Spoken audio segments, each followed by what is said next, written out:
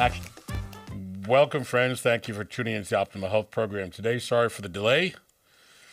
Whenever I have to go somewhere, there's just always something that gets in the way. There was a crazy traffic today, big accident on the Meadowbrook Parkway coming, I guess, going north, because I take that to jump onto the northern state to get out here. And, of course, it's just the last-minute patients that want to call, and life is ending, and they need to talk to the doctor on Saturday, and it's like, well, what should I have for dinner? And I don't know. Priorities. I said, didn't we talk about your food allergy last week? Yeah, look at the list, and whatever's on the list, don't eat that. Okay, but then what do I have? I'm like, so that, of course, took a few minutes to explain. I said, look at your list. There's no chicken on the list. Broccoli's not on the list. All these other things are not on the list. You have a lot of different food to have.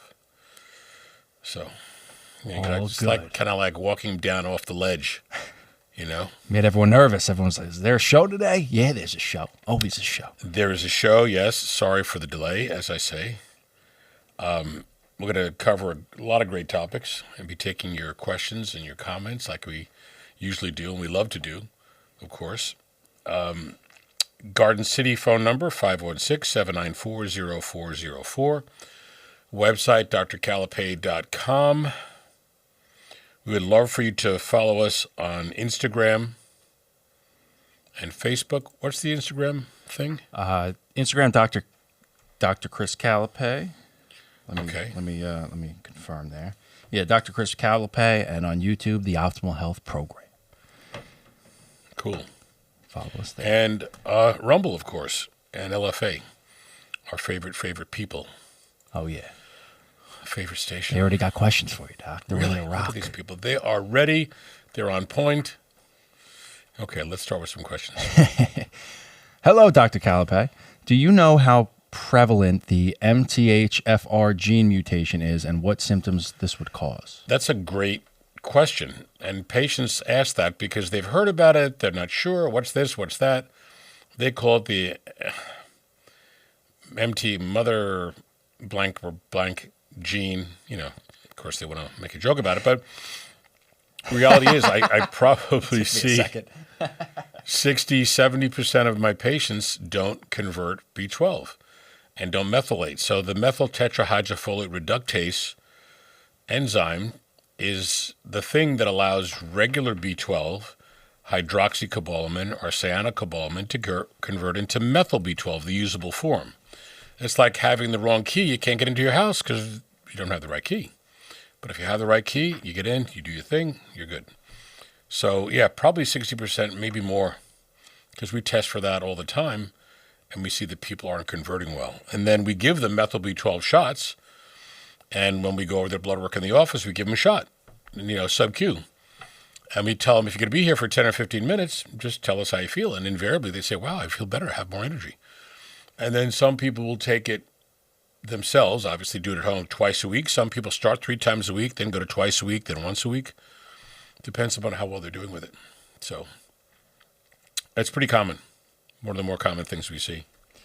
And we've definitely seen this question before, but someone wants to know what's one health marker you wish more people tracked regularly? Oh, that's a good question. So I see a lot of people that have fluctuating hypertension that don't really check their blood pressure. Then all of a sudden it sort of cascades into a disaster. So I think people should be checking their blood pressure routinely. I think people should be looking at the scale routinely and seeing what their, where their weight's going. For blood markers, I think C-reactive protein is really important. The more in-depth cardio panel looking at the apolipoproteins, homocysteine, fibrinogen, LP(a). These are other add-on things that we do all the time that I think people need to have a better handle on because they don't understand it. We talk to people about sleep patterns. How well do you sleep? You're getting good deep REM sleep? Are you snoring or you're not? So there are so many variables that are important to talk about. It's not as though there's, one or two, because all of these things either contribute to making you healthy or, robbing your health. Like people don't sleep terribly well. So we want to be able to get that back on board. Interestingly enough, there's an important hormone called IGF-1, the active component of growth hormone. That's what Sermorelin tells your body to make. We use that as a therapy. And the IGF-1, if it's low, you have problems with sleep, memory, focus, energy, concentration, alertness, mood, sexual drive and function, muscle response, and strength with exercise. So all of these things can occur with hormone decline as you get older. So that's good to look at because correcting that can make a very big difference. So there are a lot of things to look at, but it's a good question. Someone's mentioning that they started to take BCAAs for recovery and workouts and seems to be helping with the soreness, and he's curious on what the actual component is. Branched chain amino acids, those are the smallest components of proteins. So remember that when you're working out, you're creating some inflammation and damage to your muscles and the stretching and all of that, and then your body has to build to repair that from the exercise. So if you have low vitamins, you don't have great proteins on board, you don't have the branched chain amino acids, etc., you're not going to get a great workout. But if your vitamins, minerals, and hormones are in great range, and you have the amino acids, you have a lot of good water that you're drinking to hydrate, your body's got the best capacity to allow that muscle to grow to create strength and repair and stability. We had a patient today, very nice guy, and I joke around every time I see him. He's got a great personality. The kind of patient you like to see kind of in the middle of the day when all hell's breaking loose and you can joke around with him. But his metabolism is fast and he works out a lot. He's in crazy shape, great shape, very low body fat. Didn't really mean to drop down to the 160, 170 range because he's always felt good at 190, 200, and he's got to be 6'3", 6'4". And fine-tune the diet, fine-tune the vitamins, kicking up the proteins a little bit, and all of a sudden, boom, came right back. So it's like saying the engine has requirements. If you can give it everything it needs and then a little bit more, it'll do extremely well. But that's what the blood test, can dictate and show us. Oh, I like this question. Why does everyone feel healthier on vacation? I concur. That's a multi-part answer. The first part of the answer is that with all the crap and the garbage that people are going through every day and they're aggravated at home and work and commuting and all, we've seen so much of this, certainly in the tri-state area, the commute has killed lots of people. Just being able to psychologically separate your mind from, I got to get up, I got to go to work, I'm going to be late, there's traffic, all that stuff that you deal with every day, getting to work and whatever's going on at work, depending upon the job that you have, stressful, etc. Breaking that stress cycle allows you to sit back, relax, and be calm. And if you go somewhere where there's a beautiful beach and water and you could have a nice margarita, then you'll be relaxed even further. I've gone with friends many times to Europe, and they have a couple of different things over there we don't have here. One of them is called Cubanisto. It's a beer that has rum in it, and it's delicious. So, you get the extra effect of the rum relaxing you when you're around the beach.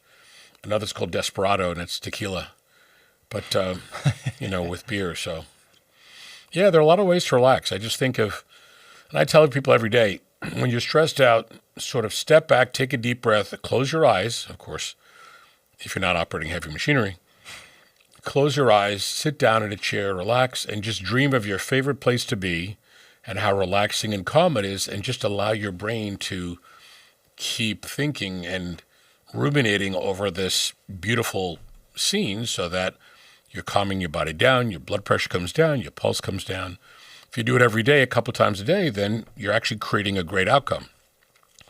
Unfortunately, so many of us that are so stressed out, I need more caffeine, are running negative things through our head all day long, and it drives you down. It knocks you down, absolutely, positively, guaranteed. The more positive comments you could make, the more beneficial thoughts you could have, the more things that empower and strengthen you, the better. And for some people that are stressed out, sometimes it just takes putting a plan together where, okay, this is bothering me. What am I going to do immediately to try to fix this?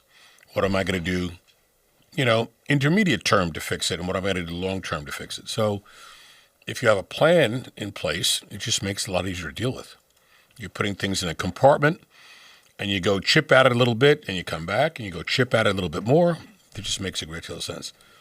I'm sure there are psychological terms for all of that I don't have any grasp of or know, but I try to speak as plain to my patients as possible because I don't like to confuse people. H. Godzina in the chat asks, hello, can you recommend anything to help with eye floaters?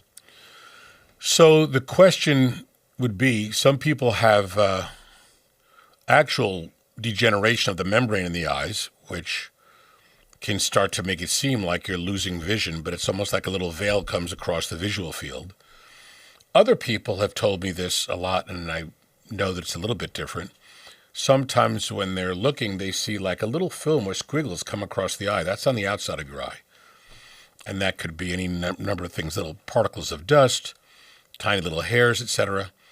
And that's not really an issue in the eye. So the eye doctor, the ophthalmologist, is the one who can really tell you if you have floaters. As I say, so the floaters are degenerative issues going on inside the eye. Probably the best mechanism to repair and to stabilize and strengthen the inside of the eye would be stem cell. Because you're doing intravenous and a nasal droplet where you're laying on your back and we drip it into your nose. Goes right back to the nasal cavity, nasal membrane, into your blood vessels, brain, eyes.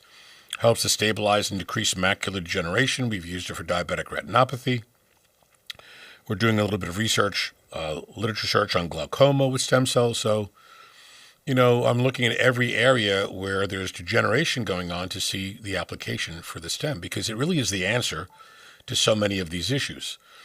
Why do people have problems with each area of their body? Pardon me, I need to turn this thing off. The degeneration occurs because it's a major mechanism that needs to be fixed, And you have to add more cells to create stronger cell or organ function. What's the answer to losing cells in your eyes? Putting new cells in. What's the answer to losing cells in your brain or a stroke? Putting new cells in. Same thing with your joint, with your heart, lungs, liver, kidney, pancreas. You're putting new cells in massive amounts to make the organ or the tissue younger. It's what STEM does. That's why I've been such a gigantic proponent of this for so many years. You can throw all sorts of meds at people, and it's been done a billion times over. So if you look at the research on people just using drugs to treat a disease, the disease progresses, gets worse, and people lose their ability. Everybody knows somebody who's diabetic and is on 5, 10 medications, sometimes more, shots, pills, etc. But a lot of these people that I see on the first visit, they're not doing a low-carb diet. The doctor lets them eat what they want, keeps them diabetic, and it keeps them going back to the doctor to get more meds. It just seems crazy to me.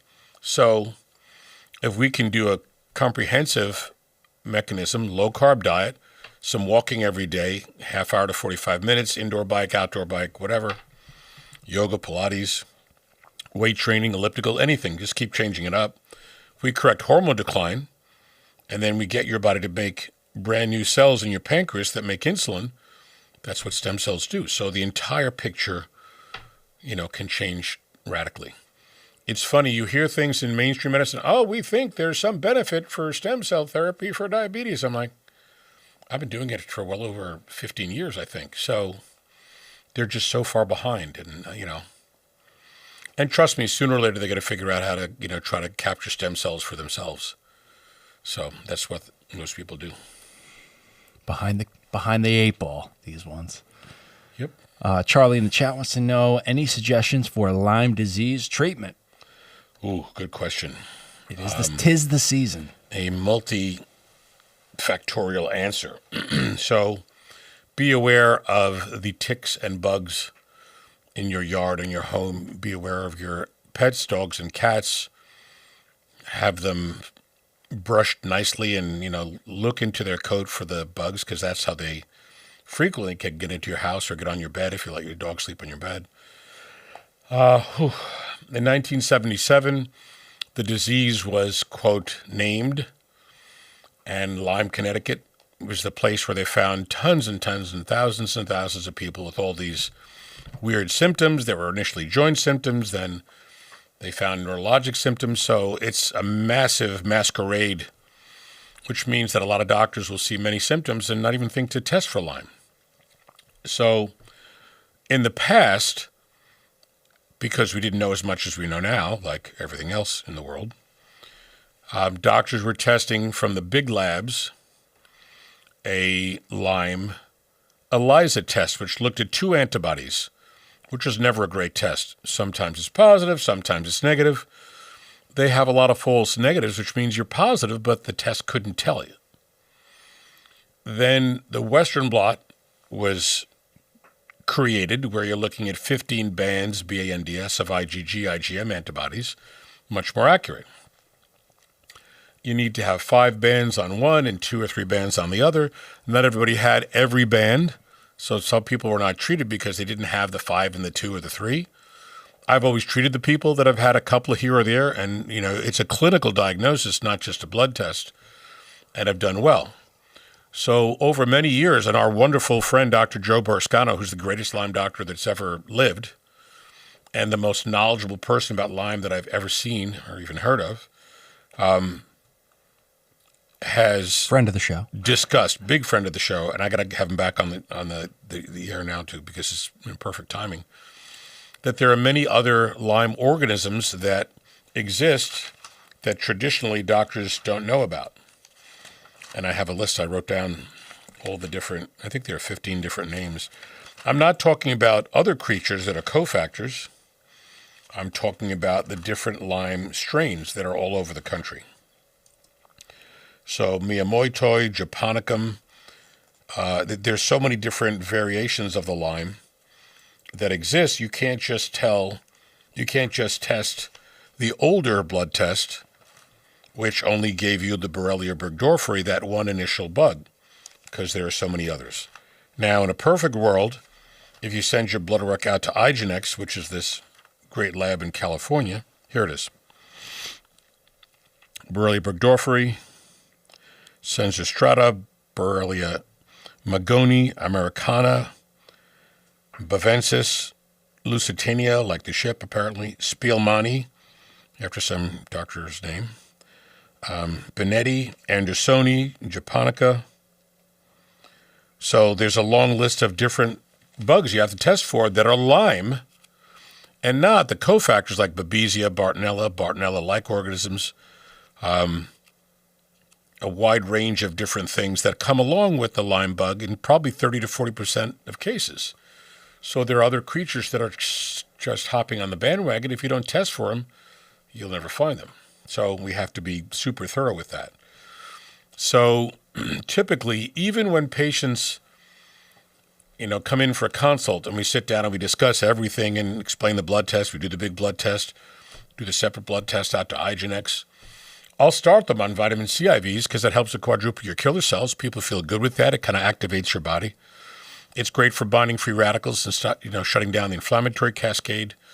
And then when we get the test back, it gives us a specific answer as to what's there. And then in that realm, we may use oral antibiotics.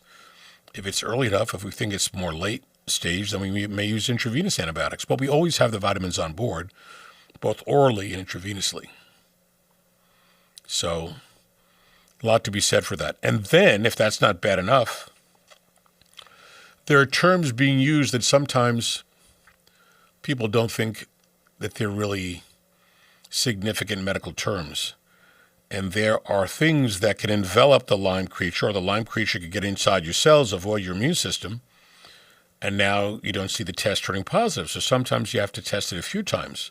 Or if you get the Lyme test back and they're borderline, and you give them the treatment, the vitamin IVs and the antibiotic, and then 2 weeks into it, you retest it, you might see a crazy positive reaction because now you're killing it and, many particles of it are showing up in your blood test. So it's one of those tricky things that you have to treat in a very thorough, back and forth, comprehensive way. Hope that's not too long an answer for you. I think it was beautiful. Never too long. Never too thorough, Doc. We got someone in the chat wondering if there's anything to mitigate, before it happens. Bee allergy. They're terrified of bees because of this. They're curious if there's yeah. Allergists can test you to see if you're reactive and then try to desensitize you. So if you are allergic and you're bitten, then you'd have less of a reaction because your body's sort of prepared for it. It makes sense for people to test to see if they are allergic, because it's important to carry around a non-sedating antihistamine, maybe carry around a Medrol dose pack, an EpiPen, just in case the bug comes along, sits on you, sticks their stinger in you, and you got a bad reaction to it. At least you can get on the meds right away on the way to the hospital. Because in many cases, those meds work. Medrol dose pack, it's capsules. You take 6 the first day, 5, 4, 3, 2, 1 the next couple of days. You may need a steroid shot, which if you're in a doctor's office, you're near what we colloquially call, with a great deal of respect, the doc in the box. If you go there, they can give you a steroid shot, and that'll work within minutes. And the EpiPen will work right away, but sometimes you have to still head to the hospital. 2 bizarre cases. I dated a girl, a really nice girl from Brazil many years ago, and she was allergic to shrimp. We went out to a Thai restaurant. She ordered the spring roll.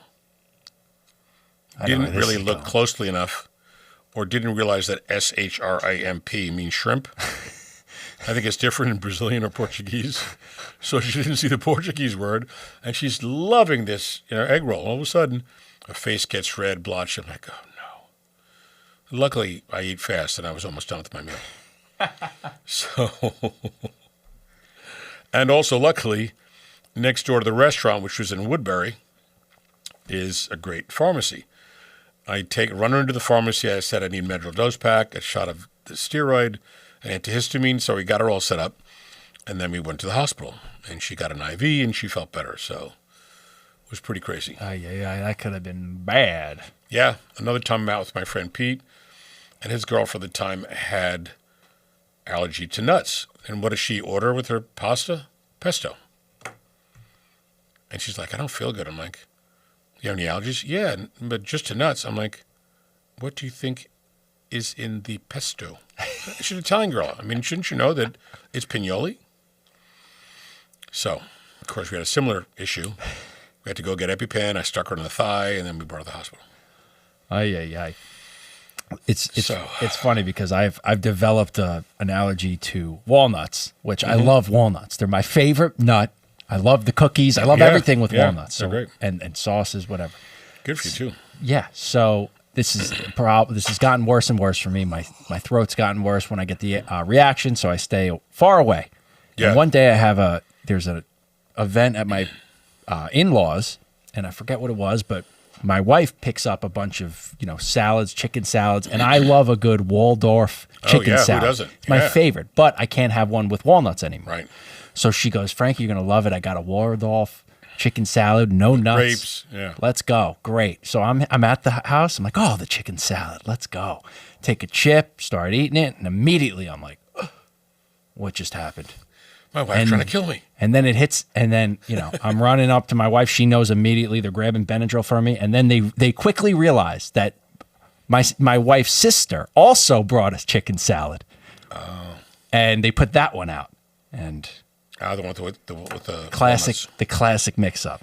Yep, it's no fun when you're starting to have difficulty breathing. Yeah, it was like one of the first times I met the family, and I'm dozing off in the corner with like 3 Benadryl. It was like, oh great, here we go. Yeah, that's him over there, the guy who ate walnuts and fell asleep.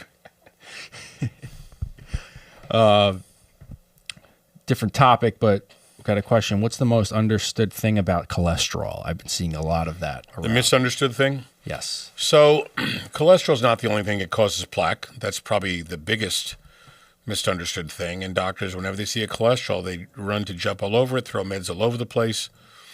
There are people all over Europe and Italy specifically.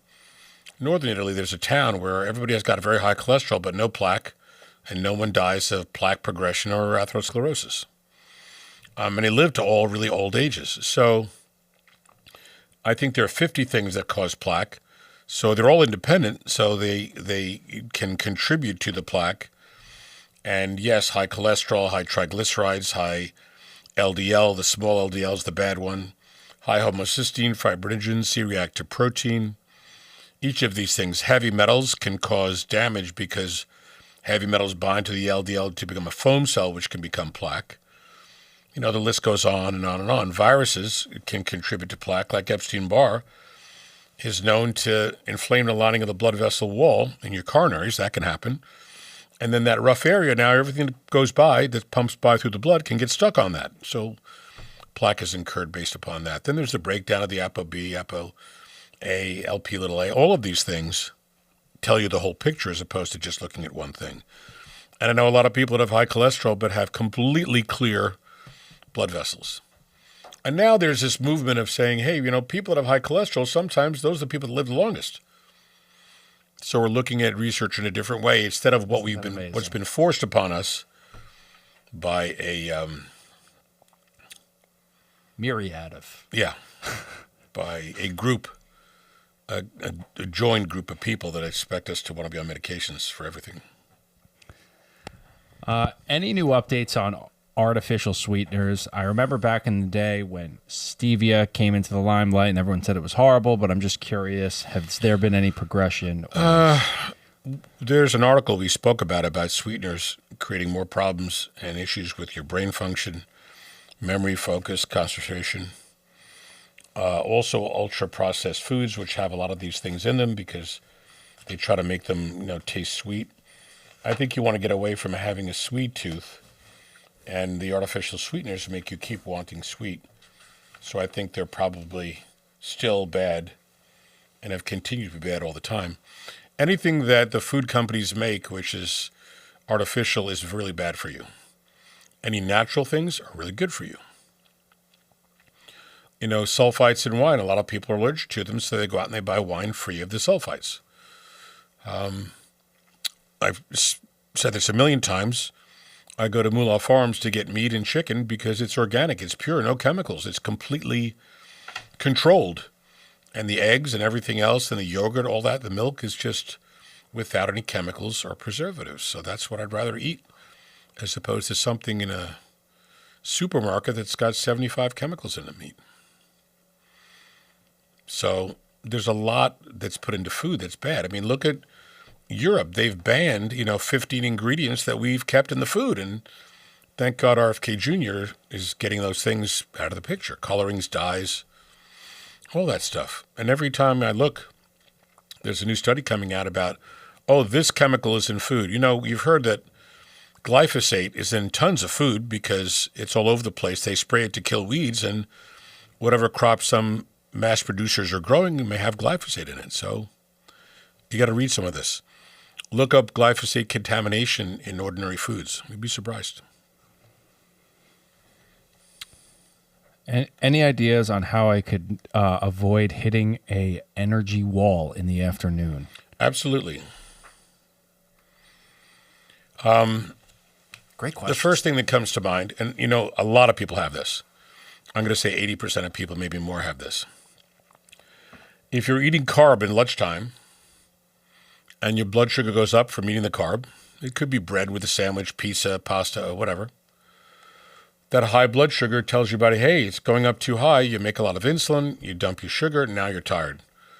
And you're irritable, or you're just like, you just don't feel good, and, you're exhausted. That could be low blood sugar. You could get a glucometer at the pharmacy and check your sugar. Some people, diabetic or not, will buy that device you pop on your arm, and I think it's a brilliant idea. And for 2 weeks, you could watch to see what your blood sugar's doing. So if you're eating a bad meal, you see your sugar go up high, and then afterwards you see your sugar drop. Some people make so much insulin all the time that their sugar never goes up that much. So we have to adjust your diet accordingly. But that's the most common reason for feeling tired in the afternoon. Yes, if your vitamins are low and your brain's doing a lot of activity and you're thinking and working, etc., and you're burning through your nutrients and such, vitamin deficiency, when the vitamins are kind of gone, can make you feel horrible in the late afternoon. So we see that too. But that's, we test for all that. hormone decline, thyroid decline. So let's say, for sake of discussion, you have a man or a woman who's 50, 60, 70, whatever, and you see that their TSH is high, their brain's asking for more thyroid, and your thyroid gland in your neck can't produce it. And we give them a little bit of thyroid. Sometimes you have to recheck their thyroid in the morning and then on a different day in the afternoon. And people say, why? I say, because that pill in the morning may not last all day for you. So sometimes we split dose the thyroid. Let's say we're giving them 30 milligrams of our thyroid in the morning, and they feel good all morning. But by 4 or 5 o'clock, they're crashing, and they're not eating the carb, and their blood sugar's good. And we test their thyroid, and we see that their T3 and T4 are starting to drop down or are low because you've used what the pill gave you. Sometimes you need to take a dose in the afternoon. So for a lot of patients, we split dose the thyroid. One when they wake up first thing in the morning, and then another one in the afternoon. Oh, I was waiting for this question, or this topic of questions. Why is the hantavirus getting so much attention, even though it's so uncommon and can't be transmitted from human to human? Good question. Viruses scare the hell out of people, and the people on the side of injecting everybody love to hear that. And apparently there's all these new ticks that are popping up and all this new Lyme disease is popping up. And wait a minute, are they coming out with a new vaccine for Lyme disease? And will there be a antibody or a Lyme, more specific, Lyme testing? Though they won't do the big test they do at IGeneX out in California, but so a lot of the bugs that they're pushing out now, you won't see them as well because you'd have to do that IGeneX test in California to see that. But with hantavirus, with ticks, the cofactor infections, you're going to see a lot more of this. But they're setting the stage for more injectables. Does anybody doubt that after what we've been through? A lot of that going on. I made my comment about, get your flu vaccine every September. How do they know what bug was going to be here? Because it takes 3 years to make millions of vaccines, maybe more. And the person was like, as a light bulb went off in their head, they're like, oh my God, you're right. I'm like, damn straight, I'm right. So think of it. It's insane. Someone was just talking about how their sister was allergic to meat for over a year because of a tick bite. Yep, alpha-gal. There's word behind the scenes that was created by the you-know-who, BG, and that they're making this so that people would have to go away from the regular healthy animal meat to go to the fake, crappy, I think dangerous, fake Frankenstein monster meat. Lab meat. That would make way too much sense. People have lived for thousands and thousands and more years on vegetables, and go back thousands of years if you want, and animals, and we're healthy as a result of it. Since all of that's being sort of flipped and changed around, people are not healthy. But I know a lot of my patients who were not really healthy before. Occasionally they'd eat junk food. One Italian guy who's a character comes in and he wants to lose weight and blah, blah, blah. Oh, you can't take my pasta away, blah, blah, blah. One day he came in, with a little bit of not a briefcase, but like a satchel bag, and it was half open. And I'm talking to him. I go, what do you have for breakfast? What do you have for lunch, dinner? And I notice, I lean forward a little bit. There's a freaking McDonald's bag in his satchel. I'm like, what did you have for breakfast today? And I leaned over and I looked at the bag. He goes, oh, today. Because I thought you mean what do I normally have? I said, yeah. You cannot have that breakfast McGarbage sandwich of whatever it is and expect to be healthy. It's all fat and sugar. And didn't you see the pictures of the burger that was left out for 30 years and it didn't change? Or another one when someone tried to take a torch and burn the bun or the burger and it didn't change. I was like, that's pretty scary. He said, look, you're not hurting me. You're only kidding yourself. If you're putting bad stuff in your body, expect to have a good outcome. So after a long talk and joking around with him, etc., it became easy to talk about it and do it and fix it. He lost like 50 pounds. Looks like $1,000,000. I say he looks like, the newer version of Marcello Mastroianni. He was a very good looking Italian. Even when he got older, these guys, were still good looking. And he loved that. So now he's my buddy. And they come, Marcello, how are you? Come stai? So I joke around with him when he comes in the office, but he's happy as can be. I just had to approach him the right way.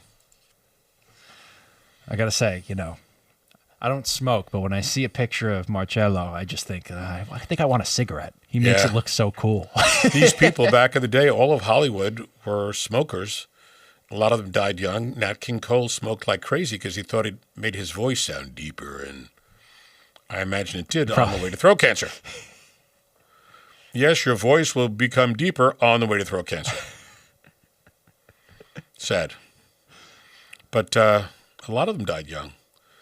It's funny, on Instagram, you see some of these videos of old TV shows like Bonanza or whatever else has been on TV, back I don't know how many years ago. And all the actors and actresses did not live long lives. Like, wow, that's weird. Why? Because they drank and smoked like fish, like it was the thing to do. Bogart, Clark Gable, even a lot of the women, they just died young because they smoked and drank too much. Should be a lesson. Also interesting, they've mentioned, I think that the makeup that they used to use was very toxic for these movies. Yeah. The poor women having to wear all that stuff. There are a lot of interesting stories. One of them, well, everybody knows this is common knowledge, that Judy Garland, when she first started and she did The Wizard of Oz, she had a spectacular voice. Her whole life she had a spectacular voice. Even when she got older, even though her voice was not what it was, it still had that quality that she loved the music, loved to listen to her sing. But she was given medications to keep her thin. And, that wreaks havoc. And then some people take pills and some people drink, and you can't take the pills with the drink, but then they did. The other slightly odd part of that story is that, the Munchkins were not like the nicest people.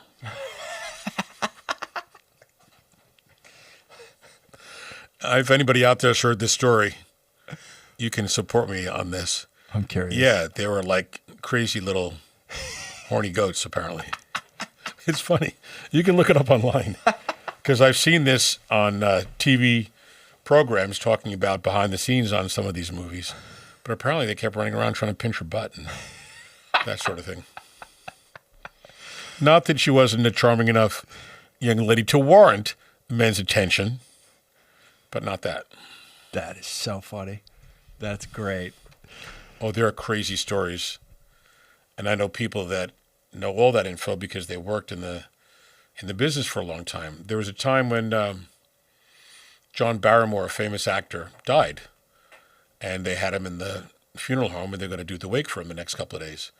And Douglas Fairbanks and Errol Flynn, who was a lunatic, I think, but, had a crazy sense of humor. They go to the funeral director, they pay him a ton of money, they take the body, bring it back home, prop him up in a wingback chair near the fireplace, and they had some of his other friends and people come to hang out with him. They didn't tell him he was dead, but he's dead. This is a true story. He's dead there in the chair, and people are walking by, and they're like, "Hey, how are you?" Like, he's sleeping, he's taking a nap, he drank too much. Of course, all these guys drank like fish. And even Errol Flynn, I think his liver was shot. That's why he died young. But the craziness of doing that, and then some people were looking and they kind of figured it out. Of course, they got the body back to the funeral home the next day. But read that story. A lot of craziness going on back then. Oh, my goodness. But I love interesting stories. That is wild. That is insane. Yep. Things have changed. Pranks have changed quite a bit. I'm sure in most ways, maybe not in other ways. Oh, yeah. Someone, Lou in the chat said, I love when Dr. Cal gets conspiratorial. I myself wear my tinfoil hat proudly. Absolutely. It's funny because once you get a little bit of knowledge on something, you start to realize, okay, they told us this because that's what they wanted us to believe, even though it's not the truth. We've been talking about, conspiracy theory. They're spraying the sky, spraying the clouds. Oh, sky is falling. They're spraying the clouds. And the sky's full of this crap. It's been proven. There have been documentaries where people say, yes, we're spraying this. There are pictures of these multiple nozzles on the back of these planes. So to all the conspiracy theorists out there, you were right once again. Elon Musk said that. Someone asked him in an interview, he said, what do you think about all these conspiracies? He means the ones that have been proven right? Thank you. This guy knows how to get you. He goes, moon landing, anyone? It just gets more and more interesting. I saw something. I believe it was real, but who knows now? The flag on the moon was sitting out straight when the flag or had ruffles in it like there was wind. The boot that's in the Smithsonian has no ridges on the bottom of it, or has ridges on the bottom of it. The footprint on the moon has no ridges, from the footprint, et cetera. The Van Allen radiation belt, how do you get past that without having massive amount of radiation exposure? There's no accounting for that. The way that the capsule, would have gone through reentry would have been more damage. The list goes on. And then Buzz Aldrin on Conan O'Brien said, no, we never went there. You saw animation. He said it. And then he was on another show. I forget the show. And he kept saying, no, we never went there. There was animation. Then you say, well, who was taking the picture from 30 yards away when they're, just getting out of the capsule? How do you get a picture like that when the first person on the moon is the guy walking down the ladder? Then there's a lot of other movement that didn't make sense because of gravity concerns. The list goes on and on and on. The best is they got the video. They have the video of them leaving. Like, it's launching off of the moon. So there's like a little sparkle. Who was left behind? Those punks? What are those little things that they are like incense? Yeah. And you light them and they, a little bit of flicker and then incense, or the sparklers for the 4th of July. When I saw that, and this module thing is lifting off without any thrust, like the thrust that was needed here, to propel this massive thing into space. Yeah. With this crappy little capsule on it. Through the atmosphere. Where's the thruster engines to push that so it can get, I don't know how many hundreds of thousands of miles away? And who took that picture? There's just so much that you have to question and even ridicule. Whatever that lawn chair thing was with the upside down umbrella on it that they call the lunar module, that thing you're supposed to drive around in, I'm telling you, that's a lawn chair with an upside down umbrella as an antenna. There's no science to that. And where was that? Was it on the module in the module? Where did they wheel that thing out? Rickety little crappy thing that they're sitting in and moving around in. How did they bring it up there? Please, people. The fact that you and I can talk on the phone, and most of the time our phones connect. Sometimes I'm in a bad area, you're in a bad area, goes right to voicemail. I can say that every day when I try to make calls, a few of them don't go through. How did Nixon pick up an old phone line, rotary, and talk to the astronauts clearly with no delay, that far away, with no delay? Please, people. Anyone says like, oh, you don't believe in the moon landing? I'm like, hey, read a book. Okay, that's my response. Read a book. Don't just accept everything that you're told as being truth because you think that the people telling you the truth are the authority. You have to question authority sometimes. And lately you have to question authority a lot. You have to question that little miserable SOB Fauci. He's got to, stand trial for what he's done. Thankfully, Europe is holding him responsible and holding Gates responsible. Something should happen. Should. We'll see. All right. We need more mobsters in this world. That's what's gone wrong, I'm not going to go beyond that. No one's there to check anyone. We need more good, old-fashioned family men mobsters. You can take it from there. You got the chat cracking up. Let me see if I'm missing any questions over here. Got that. Got that. Let's talk about a couple of interesting articles. This is pretty cool. Surgery may worsen your knee osteoarthritis, according to a study. So here the comment is recent evidence says a commonly practiced form of surgery for knee osteoarthritis may actually worsen the condition. If you're going in, you're cutting away and trimming some of the meniscus, you may actually be allowing more grinding, wear, and tear on the leftover cartilage, but then the bone and the rest of the joint. So this is published in the New England Journal of Medicine, so it's a highly reputable journal. Study participants who underwent surgeries to remove torn parts of the meniscus fared more poorly over the next 10 years than those who underwent surgeries, or surgeries where they didn't remove the cartilage. They just may believe they did the surgery. So you had two different parts or arms of the study. So pretty interesting. That's why we like stem cells for your knee, because the stem cells go in and become the damaged tissue to help to create repair. We got someone in the chat that just was asking. They have a friend who has really bad Crohn's, and she knows that you treat this through stem cell. But Correct. She just said, "I want to play this episode to my friend. So can you just give that?" So yeah, there's spiel? a terrific video on the website with a gentleman named Dave who had it for many years, 21 years, and he was afraid to go beyond his aunt's house because if he drove any further, he'd be afraid he'd have an accident in the car. And at one point, he did. He came in, and of course, it's not as though we sort of lay him down, extract, and inject him. You know, we did his blood work. His vitamins are low because his bowel wasn't absorbing well. I think he had hormone decline, food allergy, which always occurs in people that have inflammatory disorders of the bowel, and even some with just basic, gut irritation and inflammation. So he took the things out of the diet, fine-tuned that. We set up the stem within a couple of weeks.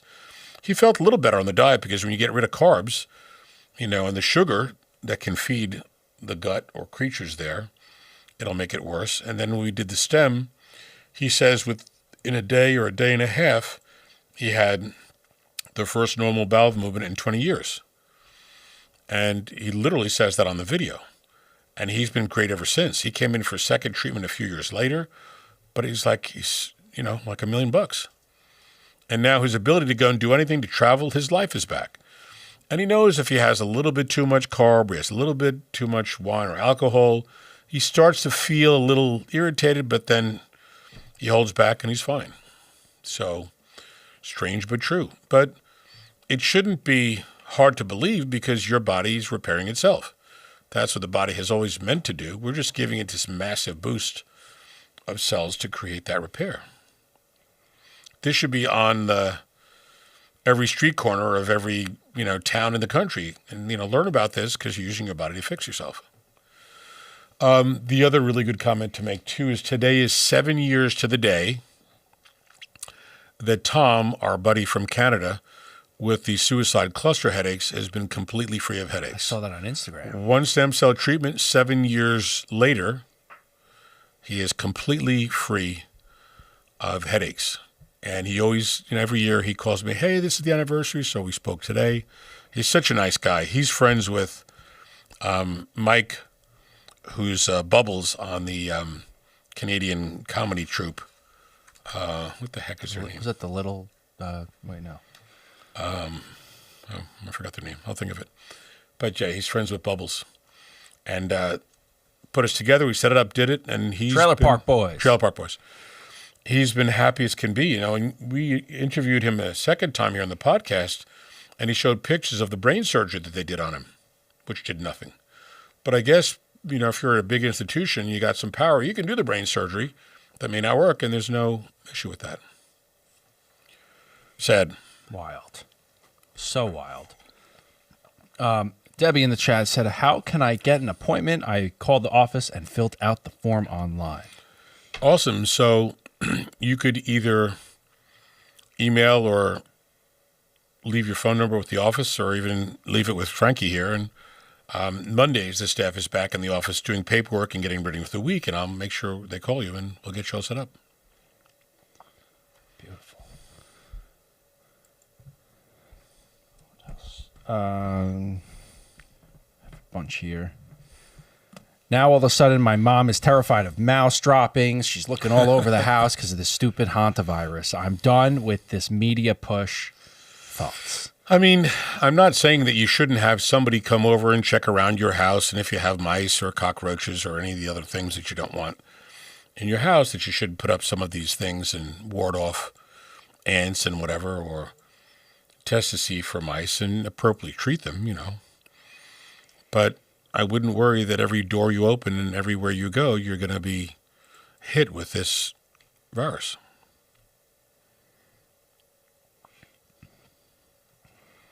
It's amazing that you don't see alerts and warnings for any of these things until there's some sort of new injectable or something to treat it, or something else to lock us down with masks. This time, however, I'm going to be a little smarter. I'm going to invest in companies that make masks and gowns and all that stuff, because they're going to push the narrative. I had a friend who, right before COVID, just because he liked the idea, bought into a friend's medical supply company, and he made gazillions of dollars, selling masks and gloves and the sanitizing agents.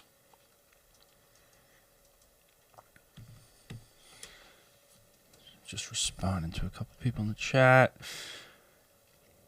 Debbie seemed to have had an issue. She's been calling a few times, so I'm personally assuring that Monday she will be taken Yeah, just care get her of. number so we can make sure we call directly. Yeah. Sometimes it slips through the cracks. It's another COVID-19 nonsense push.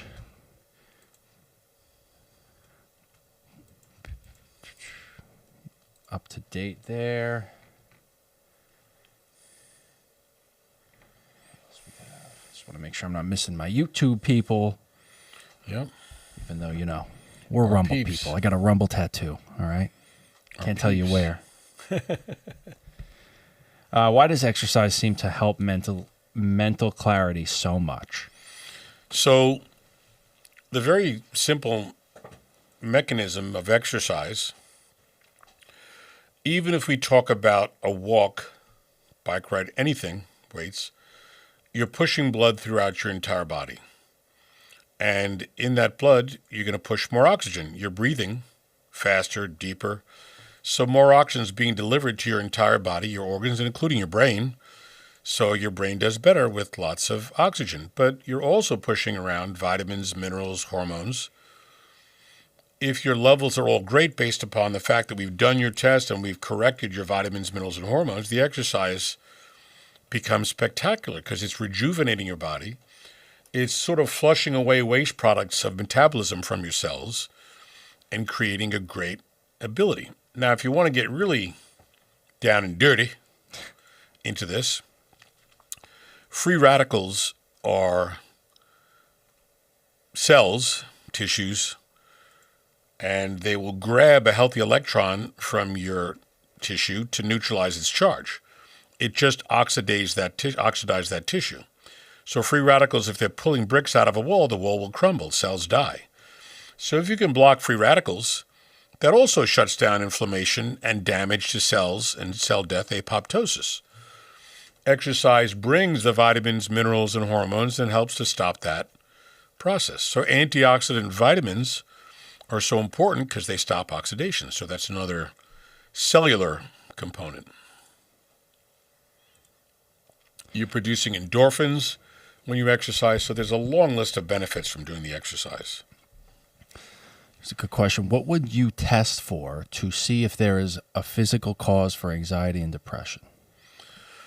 So the things that come to mind right off the bat would be hormones, because every man who has a low testosterone is anxious, irritable, moody. Sometimes people get panicky when the testosterone is low. Same with women, estrogen, progesterone, testosterone for women too. IGF-1, the active component of growth hormone, because that's great for mood. Vitamin D deficiency correlates with mood and anxiety issues. Low blood sugar correlates with that, especially people who have a high-carb diet. So there are a lot of things in the blood that can correlate with irritability, anxiety, panic attacks, that whole progression, depression. And we start to see, once we find that in your blood test, because it's inevitable, we start to correct everything and people feel good and great right away. You could do testosterone as a shot for men, which will bring you up, and then within a day or so, you're like, wow, I feel good. Or sometimes a little pellet under your tongue. For women, testosterone's a little pellet under your tongue. And for men, we could use a cream. Thyroid is easy to correct with a thyroid capsule, the natural thyroid armor or NP thyroid. DHEA as well, stress hormone is a capsule. Estrogen, progesterone in women can be cream or capsule. So there are a variety of things that can be done to really maximize your body's normal functions, so you're taking away that end result of poor function. You know, I've never used the antidepressant drugs, the Paxil and all those things. I think you're just masking the problem and trying to see if a drug's going to change your symptom. But then the core problem is always there. Fix the core problem, the symptom goes away. There's just some chat in the conversation in the chat talking about how they feel like giving these drugs to younger children are why these bad. Absolute travesties are happening, school shooters, etc., just the imbalances they're causing. There are a lot of people and researchers and doctors who say that, and I believe that. For many, many years, people given antidepressants, one side effect is the people who were so depressed they talked about killing themselves. They were so depressed they couldn't get their energy up to do it. Wow. And all of a sudden, people taking some of these meds did it. Wow. Because it brought them out of that pit, and then they acted upon. Wow. So it's not a good state of affairs. Jeez. Well, this is a interesting question, and I could relate. Would you prescribe a tranquilizer to calm a needle-phobic patient? Depends upon the scenario. In some people, we've used different things. We're not using big tranquilizers like a neurologist or a anesthesiologist might. For some people, depending upon it, we have them try a few things at home. We have them try Benadryl or combinations of other nutrients. There are herbs that have calming effect. There are antihistamines that are also used for anxiety, and those don't have the addictive effect as some of the things like Valium, Xanax, etc. So I'd rather use the more natural things or the safest things first.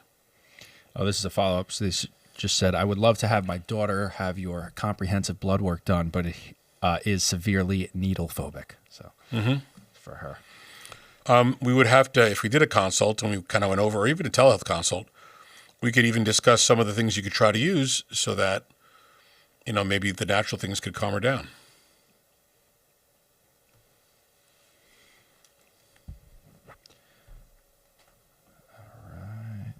You got YouTube. Someone said, you got me thinking that maybe there is a chance McDonald's might be serving human. Now I think twice when I want to go into that drive-through even more. So it's helping. You know, I don't know, but I swear to you, I would not be surprised. I've seen videos.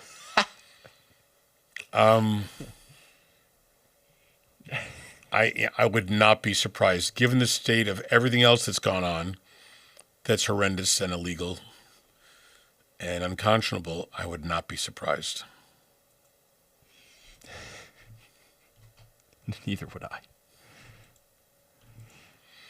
There are a couple of videos, one out that I saw again.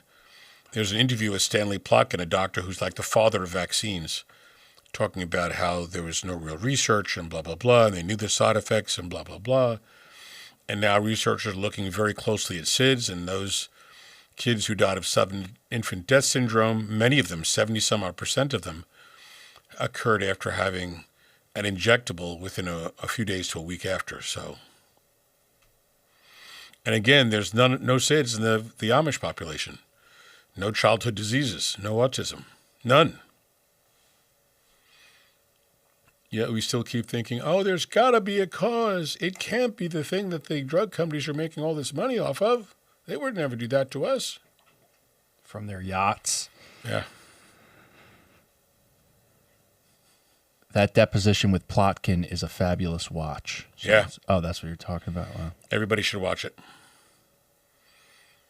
There are criminals and there are people. You see, there are a lot of nice people in the world. Unfortunately, there's probably more nice people than bad people. But the nice people don't think that there are that many bad people. And there are. There have always been bad people because they have no conscience. They don't care. They can shoot and kill and step on a spider, a bug. They can shoot and kill a dog, a person, and have no remorse, no thought for it. It just does not affect their brain. And most of us have remorse, we have regret, we have a normal working brain that allows us to understand you can't do that sort of stuff. But the people that are pathological or psychopathic, doesn't mean anything to them. They can kill tons of people with a treatment, or they can kill tons of people with something or poison. You know, they don't care, and maybe they talk themselves into thinking that it's okay. Yeah. This whole depopulation crap is nonsense. There's more than enough room on the world for people to live. But you have this group of people, and everybody knows who they are, that are trying to depopulate the country and the world.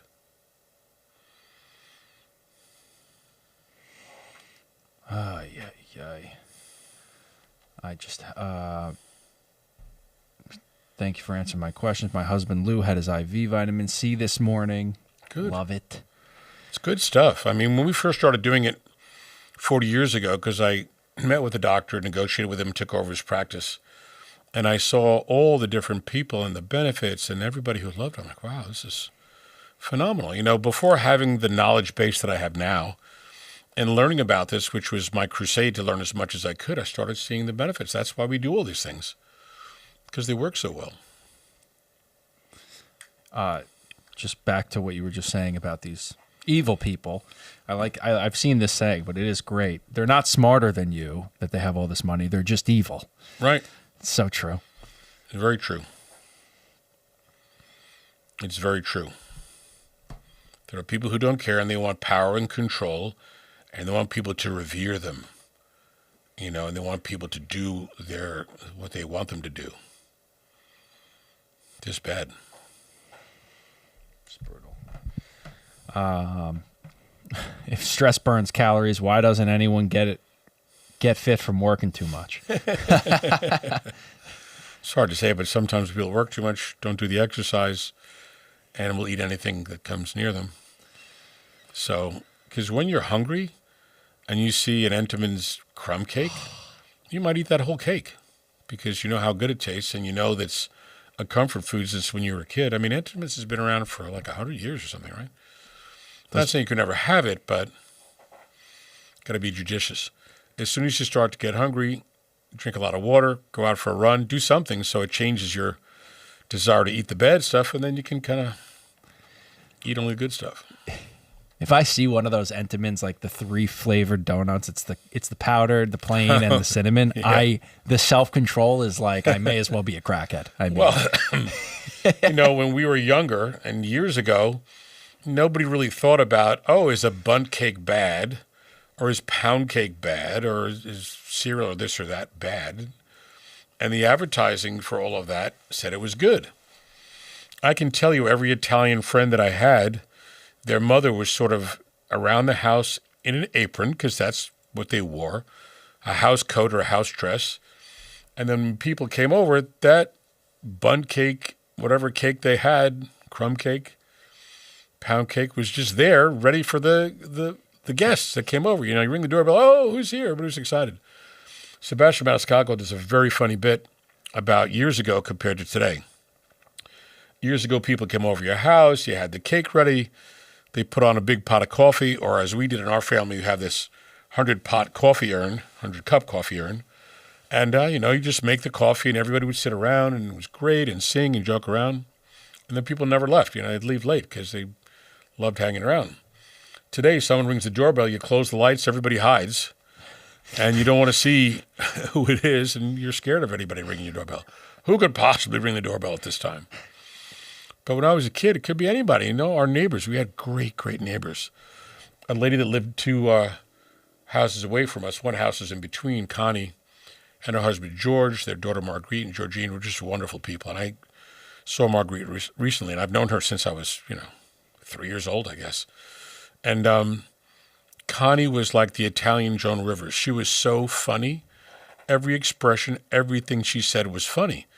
And whenever she would come over for a cup of coffee or at a family gathering, she would start telling jokes and stuff. And my Uncle Charlie, who's a great joke teller, storyteller, would go back and forth. And we'd have everybody at the party laughing like, lunatics.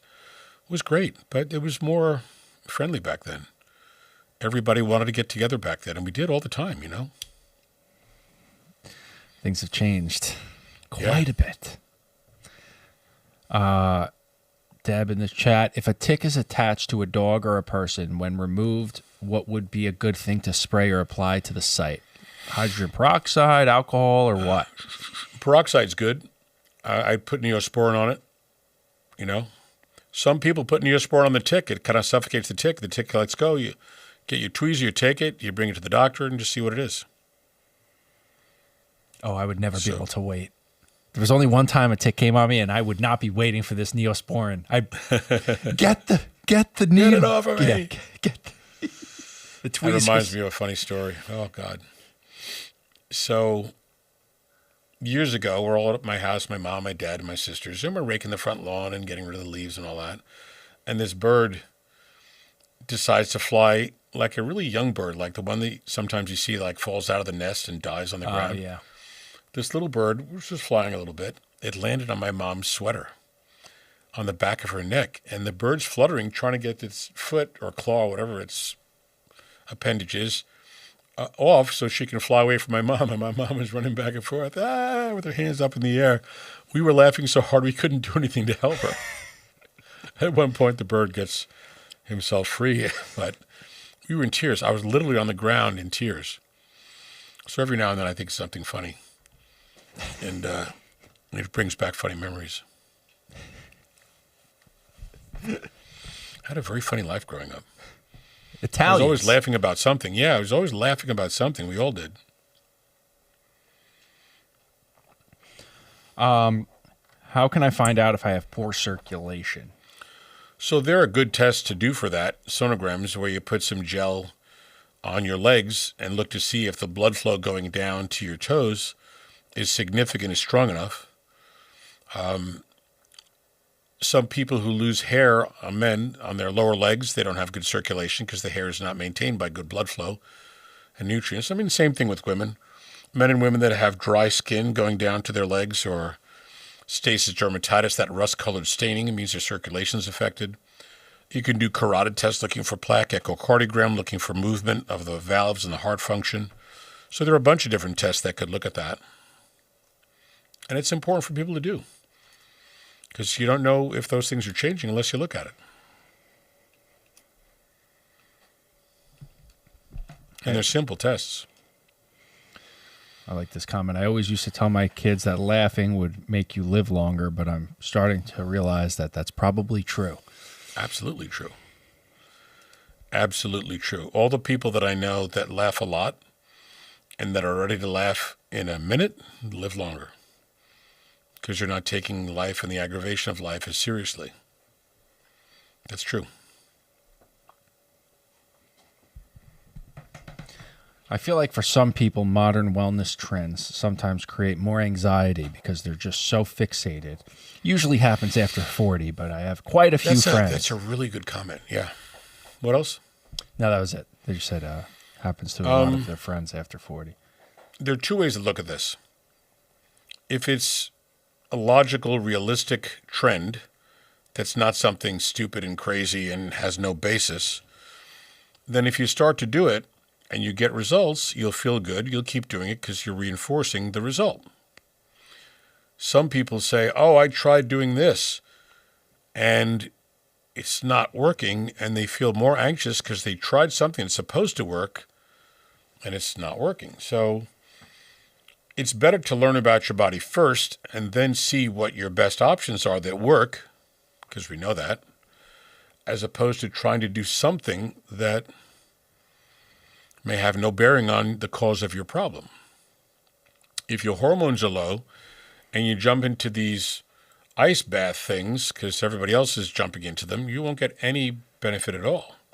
Some people it's bad for because they don't tolerate the cold very well. There are a lot of fads that are out there, and if it's deemed a fad, I wouldn't do it. It doesn't make sense.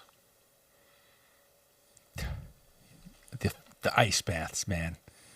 Half of my college friends, I'm like, what is this in your backyard? Oh, it's my ice bath. It's like, oh, how nice. What a nice start to your day. What are you, nuts?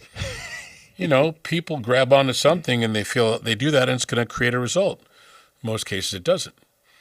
And you're kind of wasting the time and missing on the things that would work, but they didn't take the chance or the time to learn about their body yet. That's, of course, why we do so many telehealth visits.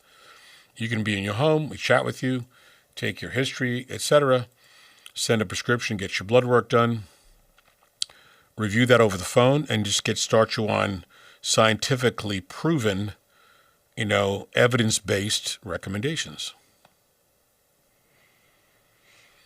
That being said, we're working on a project. I've mentioned this before. We're very close to launching it, where you can get on a platform, on a website, submit your blood work you've had done at any time before, and it'll be reviewed by AI, because I trained it, and it'll make recommendations for diet, exercise, and vitamins, which is what I do for everybody. So this is available to anybody in the country now because this is the way we have it set up. If you wanted to do telehealth visits, we partnered with a big telehealth company that does 400,000 telehealth visits a month. They'll take the calls. You can get set up on hormones and vitamins. If your blood work didn't have certain things on it, then we can get that done. Now, we're working with two companies so that the manufactured device of putting it on your arm and getting your blood drawn from your skin and not from the vein, because a lot of people don't like that, we could send that to you, get the test we need done, you send it back, get the report within 7 days or so, without having to leave your house to go to a lab. So the beauty of forward thinking in this case is that we're making it easy for anybody, anywhere, to get the telehealth visit, to get their blood work reviewed, to get other blood tests done if they didn't do it, because nobody does vitamin panels. Most doctors never do that. Learn about peptides, about hormone correction, and set this process into play. Of course, those people that need STEM or IVs, that's something physically you have to be in the office to do. But the biggest part of what I do for patients is available to everybody. So if you like the idea, give us a call at the office, 516-794-0404. The website, drcalapai.com, and we'll get you set up. Yeah, and it's funny because I was just thinking this in my head, but our commenter already mentioned it. So that thing on the arm would solve my phobic daughter's problem. Yes, that's why I wanted to talk about that. So it's very simple. With one of my patients and friends, we tried it out. He ordered it. We got it. Looked at it. It's simple. Take the device out of the package. Put a little pack that you break a device in the pack and it heats up.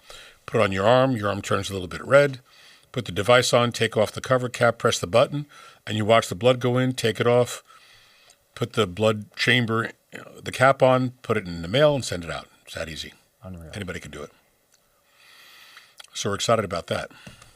And when is that rolling out? I'll just tell Lou in the comments. Yeah, very soon, within the month. There are a few other things we have to button up with it. And now a good friend of mine who's a finance guy and who's taken companies public, loves the idea of doing this. He's spoken to like 3 people and they want to fund the heck out of it. So I said, yeah, why not? And then we'll make it into a public company.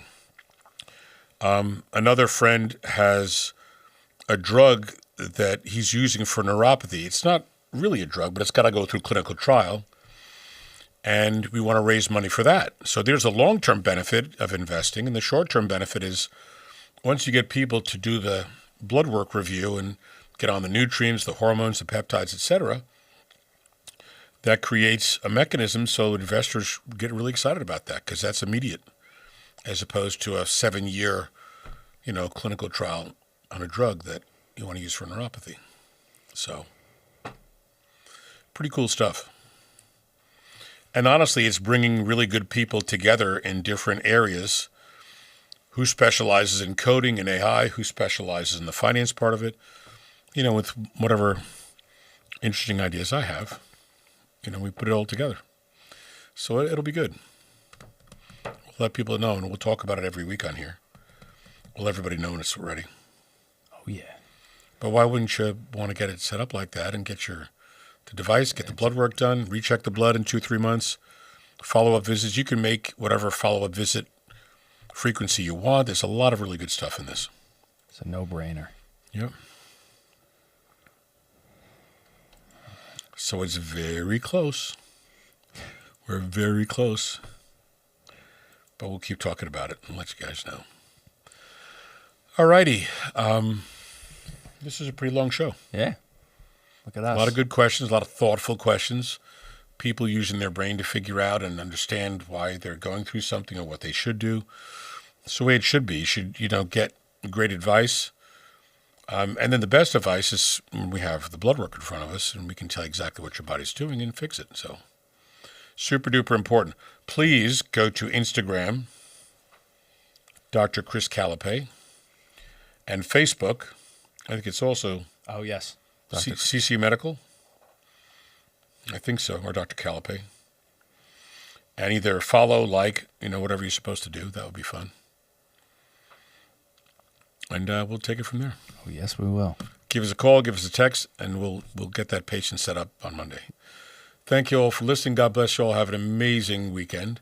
We'll be back next week. Bye-bye now.